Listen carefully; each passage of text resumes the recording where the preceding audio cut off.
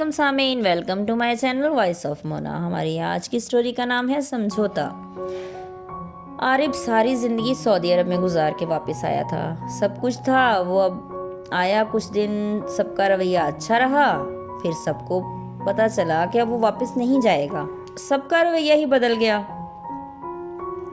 وہ سب کو دیکھ رہا تھا، پھر لہجے بھی بدلنے لگے۔ وہ دیکھ رہا تھا اور خاموش تھا۔ اسے یقین نہیں آ رہا تھا جن کے لیے اسے ساری زندگی کام کیا، اپنی ساری زندگی پردیس میں نکال دی، خود کی پرواہ نہیں کی، آج اس کے لیے کسی کے پاس وقت نہیں ہے۔ پھر اس کے سگے بھتیجے کی شادی آ گئی، کسی نے نہیں پوچھا۔ جب وہ باہر تھا سب کالیں کر کر کے پیسے مانگتے تھے، اور آج وہ یہاں آیا تو کسی نے پوچھا تک نہیں۔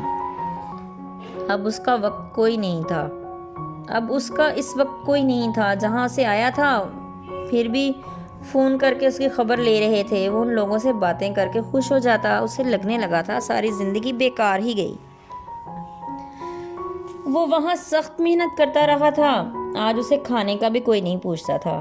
کپڑے گندے ہیں تو کوئی نہیں کہتا تھا چینج کر لو۔ اس کے پاس بیٹھنے کا ٹائم ہی نہیں تھا کسی کے پاس۔ وہ اکیلا کبھی کہیں وقت گزارتا۔ وہ بہت پریشان تھا اور ذہنی مریض بنتا جا رہا تھا۔ اس نے اسی دوران واپس جانے کا ارادہ کر لیا۔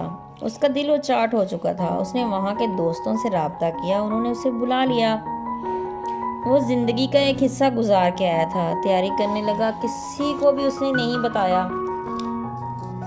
وہ خاموشی سے تیاری مکمل کر رہا تھا۔ جس دن اسے جانا تھا اس دن اس نے کچھ دیر پہلے سب کو خدا حافظ کہا تو سب حیران ہو گئے۔ اس نے کسی کو ساتھ چلنے کا نہیں کہا اور اکیلا ہی ایئرپورٹ چلا گیا۔ اس کی آنکھوں میں آنسو تھے۔ اس نے سمجھوتا کر لیا تھا کہ واپس نہیں آنا جب تک یہاں اپنا کاروبار نہیں بن جائے۔ وہ جاتے ہی پھر کام پر لگ گیا۔ اب اس نے کسی سے رابطہ نہیں کیا، وہ کام میں مگن تھا۔ اب اس کو ایک ہی دھن لگ چکی تھی، اپنے لیے کچھ کرنا ہے۔ وہ دل لگا کر کام میں مصروف تھا۔ گھر والے رابطے کی کوشش کرتے لیکن وہ کسی سے بات ہی نہیں کرتا تھا، وہ منع کر دیتا۔ 1 سال ہو گیا، وہ پیسے جمع کر رہا تھا۔ اس نے سوچا کہ پہلے اپنی پراپرٹی بنائی جائے۔ اس نے کسی سے رابطہ کر کے وہاں مارکیٹ میں دکانیں خرید لیں۔ وہ کسی دوست کے ذریعے کرایہ پر دے دیں۔ اس کو ایک اور جگہ بھی کام مل گیا۔ اب وہ 2 جگہ کام کر رہا تھا۔ سب بولتے اتنا کام کیوں کر رہے ہو؟ وہ کہتا اپنے لیے کر رہا ہوں۔ اب اسے تسلی تھی۔ 3 سال ہو گئے تھے اسے یہاں آئے، اپنے لیے بہت کچھ بنا چکا تھا۔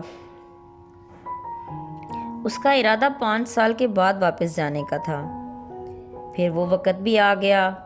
آج 5 سال ہونے کو تھے اور وہ واپس جا رہا تھا۔ اب وہ خالی ہاتھ نہیں تھا، اب سب کچھ تھا اس کے ہاتھوں میں، لیکن وہ جانتا تھا کہ اسے کیا کرنا ہے۔ جیتے رہیے، خوش رہیے۔ ملتے ہیں اگلی کہانی کے ساتھ۔